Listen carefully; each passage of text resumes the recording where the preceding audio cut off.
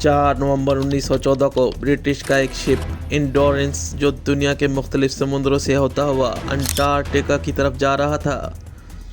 इस शिप के कैप्टन शेकिल्टन और 28 लोग सवार थे। इनकी मंजिल थी अंटार्कटिका और इन लोगों का मिशन था कि वो अंटार्कटिका को पैदल पार करेंगे। शेकिल्टन एक एक्सप्लोरर थे और कुछ ऐसा करना चाहते थे जो हिस्ट्री में किसी ने ना किया हो। ये मिशन लिए वो अंटार्कटिका की तरफ जा रहे थे, लेकिन ये इतना आसान नहीं था। -50 सेंटीग्रेड टेम्परेचर और बर्फ़ के तूफान, दुनिया की पुरस्कार जगह अंटार्कटिका। ऐसे मिशन के लिए जाना कोई हमाकत ही हो सकती है, जहां आपके सामने मौत हर कदम पर सामने आएगी।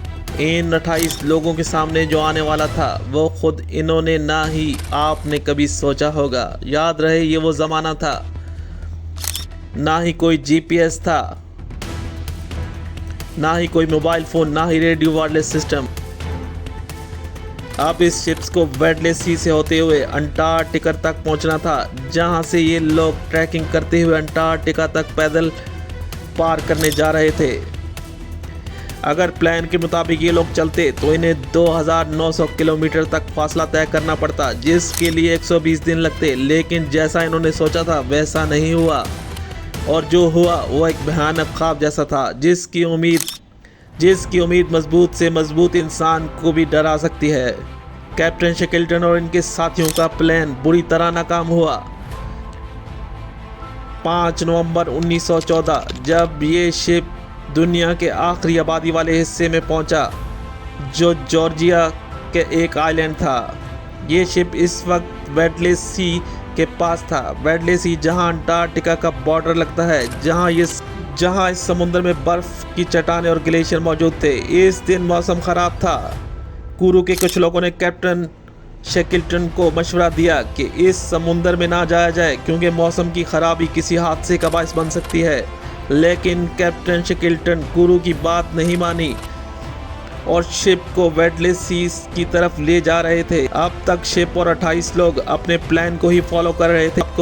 नाजरीन, यहाँ आपको बताते चलें कि इनके पास कोई प्लान भी मौजूद नहीं था। कैप्टन शेकिल्टन और इनके क्रू और शिप वेडले सी के आगे ही आगे बढ़ रहे थे। इस शिप के सामने बर्फ के छोटे बड़े ग्लेशियर आ रहे थे, लेकिन अब तक शिप और इंजन ठीक काम कर रहे थे। दिन गुजर रहे थे। 18 नवंबर 1914 शिप एक ऐसे ग्लेशियर में फंस चुका था, वेडले सी के सेंटर में मौजूद था। 3 घंटे हो चुके थे। शिप के इंजन को फुल स्पीड से चलाया जाता है ताकि किसी भी तरह शिप इस बर्फ के ग्लेशियर से निकल सके, लेकिन वही हुआ जिसका डर था। इस दौरान शिप का इंजन बुरी तरह फेल हो जाता है और इस ग्लेशियर में ये शिप फंस जाता है। जिस ग्लेशियर में ये शिप मौजूद था, ग्लेशियर पानी में तैरता हुआ अपनी मंजिल से दूर होता जा रहा था। कैप्टन शेकिल्टन और 28 लोग बुरी तरह फंस चुके थे। मौसम इंतहाई सर्द। इतने में क्रू के कुछ लोगों ने ग्लेशियर को तोड़ने की भरपूर कोशिश की। कई दिन लग गए, लेकिन ग्लेशियर इतना मजबूत था कि इनकी सारी कोशिश रेत की दीवार साबित हुई। हर कोशिश नाकाम साबित होती जा रही थी। इस शिप की मंजिल 60 मील दूर थी, जो अंटार्कटिका की वो ज़मीन थी जहां इन लोगों को जाना था। हर गुजरते दिन के साथ फासला बढ़ता जा रहा था, क्योंकि ये ग्लेशियर समुद्र की लहरों के साथ खिसक रहा था। कई हफ्ते, कई महीने गुजर चुके थे, लेकिन ये 28 लोग शिप में फंसे हुए थे। अंटार्कटिका में सर्दियों का मौसम आने वाला था, जिसका मतलब ये था कि कई हफ्तों तक सूरज नहीं निकलेगा। कैप्टन शेकिल्टन और इनकी टीम ने यह फैसला किया कि वो सर्दी का मौसम इसी शिप में गुजारेंगे। 30 सितंबर 1915 जब बर्फ इस कदर बढ़ चुकी थी, केस के प्रेशर की वजह से शिप में दरार पड़ चुकी थी, जो इस शिप के लिए खतरे की घंटी थी। ये शिप किसी भी वक्त टूट सकता था। 24 अक्टूबर 1915 बर्फ का एक टुकड़ा जोरदार आवाज के साथ फट जाता है, जिसकी वजह से शिप के एक हिस्सा टूट जाता है। अब पानी तेजी से शिप के अंदर दाखिल हो रहा था। 3 दिन तक शिप का क्रू पंप के जरिए पानी निकालता रहा, लेकिन पानी नहीं रुक रहा था। हर तरह की कोशिश नाकाम हो चुकी थी। क्रू किसी भी तरह शिप को बचाना चाहता था, लेकिन हर कोशिश बेकार साबित हुई। थक हार कर कैप्टन शेकल्टन और कुरू ने यह फैसला किया कि अब शिप को खाली कर दिया जाए। खुशकिस्मती से सब के सब महफूज थे। इस शिप को फंसे हुए 9 महीने हो चुके थे। कैप्टन शेकल्टन और कुरू शिप के बाहर मौजूद थे। अचानक एक जोरदार धमाका सुनाई देता है।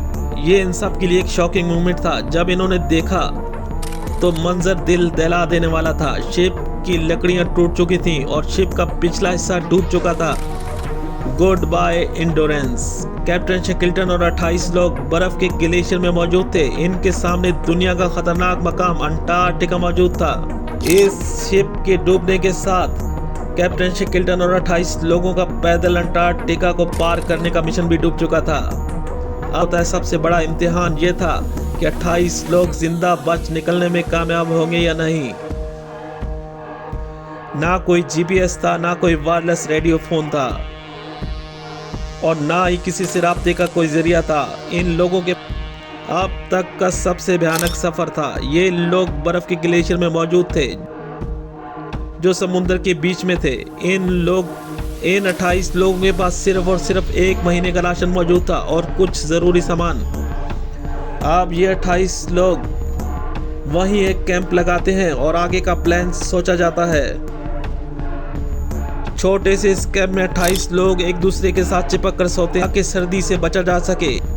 ये 28 लोग 1 साल से इस अंटार्कटिका के समुद्र में मौजूद थे। बाहर की दुनिया से कोई राब्ता नहीं था और इस बात के चांस भी बहुत कम थे कि कोई शिप इन्हें यहाँ देखकर रेस्क्यू कर लेगा। इस दौरान कैप्टन शेकल्टन और कुरू ने यह फैसला किया कि इन्हें करीब के एक आइलैंड पोलेट में पहुंचना है। अब इन्हें अपना सामान छोड़ना होगा। 550 किलोमीटर फासला पैदल तय करना था। खाने का राशन खत्म हो चुका था। जिंदा रहने के लिए साथ लाए गए कुत्तों को मारना पड़ा ताकि वो इन्हें खाकर जिंदा रह सकें। अब सबसे हौलनाक सूरत हाल थी जो ये 28 लोग फेस कर रहे थे। दिसंबर 1915। अब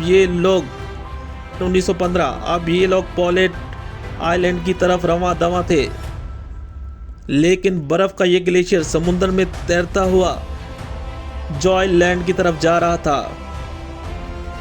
इससे आगे कोई भी आइलैंड मौजूद नहीं था, बल्कि इससे आगे खतरनाक समुद्र जहां की लहरें 12 मीटर ऊंची होती हैं, जहां पहुंचना मौत को गले लगाने जैसा था। इस दौरान कुरू के कुछ लोग सील्स और पेंगुइन्स को हंटिंग करते रहे ताकि जिंदा रहा जा सके। ये 28 लोग रोजाना थोड़ा थोड़ा फासला तय कर रहे थे। अप्रैल 1916। हवा का रुख तब्दील हो चुका था। अब ग्लेशियर ठीक सिमत की तरफ जा रहा था। बिलाखिर ग्लेशियर तैरते तैरते ग्लेरेंस आइलैंड के पास पहुंच रहा था। ये 28 लोग बहुत ही ज्यादा खुश थे।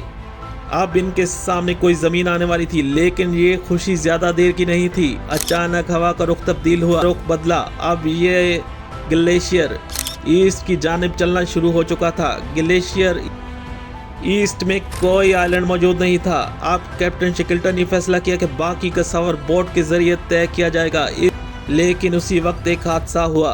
ग्लेशियर 2 टुकड़ों में टूट चुका था। एक हिस्से में 27 लोग मौजूद थे, दूसरे हिस्से में कैप्टन शेकल्टन मौजूद थे और फिर लाइफ बोट के जरिए कैप्टन शेकल्टन को निकाला गया। अब ये 28 लोगों ने बोट के जरिए ग्लेरेंस आइलैंड जाना था, लेकिन हवा के बदलते रुख ने इन्हें एलिफेंट आइलैंड पहुंचा दिया था। 16 अप्रैल 1916 को पहली बार इन 28 लोगों ने जमीन देखी थी। वो एलिफेंट आइलैंड में मौजूद थे, बहुत खुश थे। कुछ दिन रहने के बाद कैप्टन शेकल्टन ने फैसला किया कि वो 5 लोगों के साथ लाइफ बोट के जरिए जॉर्जिया आइलैंड जाएंगे। अब कैप्टन शेकल्टन और 5 लोगों के साथ लाइफ बोट में एलिफेंट आइलैंड से जॉर्जिया आइलैंड की तरफ रवाना हुए। समुद्र में भयानक तूफानों का सामना हुआ। बचते बचाते कई हफ्तों बाद जॉर्जिया आइलैंड में पहुंच चुके थे। अब दिक्कत ये थी कि जॉर्जिया के जिस मकाम पर पहुंचे थे वो आखिरी हिस्सा था और इन्हें शुरू के हिस्से की तरफ जाना था, जहां से इन्होंने सफर शुरू किया था।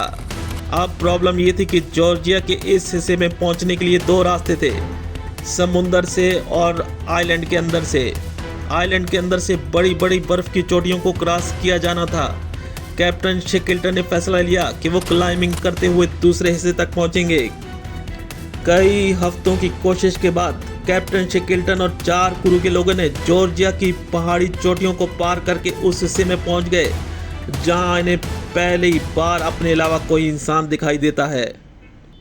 फिर ये स्ट्रॉमिसविल स्टेशन में पहुंच जाते हैं। वहां इन्हें ज़रूरी कपड़े और खाना मिलता है। कुछ दिन कयाम के बाद कैप्टन शेकल्टन ने फैसला करते हैं कि वो अपने बाकी साथियों को रेस्क्यू करेंगे जिन्हें वो एलिफेंट आइलैंड पर छोड़ आए थे। अब कैप्टन शेकल्टन एक शिप के जरिए एलिफेंट आइलैंड में पहुंच जाते हैं। ये सफ़र बहुत ही मुश्किल था, लेकिन वहां पहुंच अपने क्रू के साथियों को रेस्क्यू करके वापस जॉर्जिया आइलैंड पहुंच जाते हैं। जिंदगी और मौत की जंग में 28 लोग कामयाबी से खुद को सरवाइव कर चुके थे, जिसका यकीन करना मुश्किल था। लेकिन इन 28 लोगों को अगर किसी चीज़ ने बचाया है तो वो इनकी लाजवाब हिम्मत और आगे बढ़ने की उम्मीद थी। ये सच में मिरेकल था।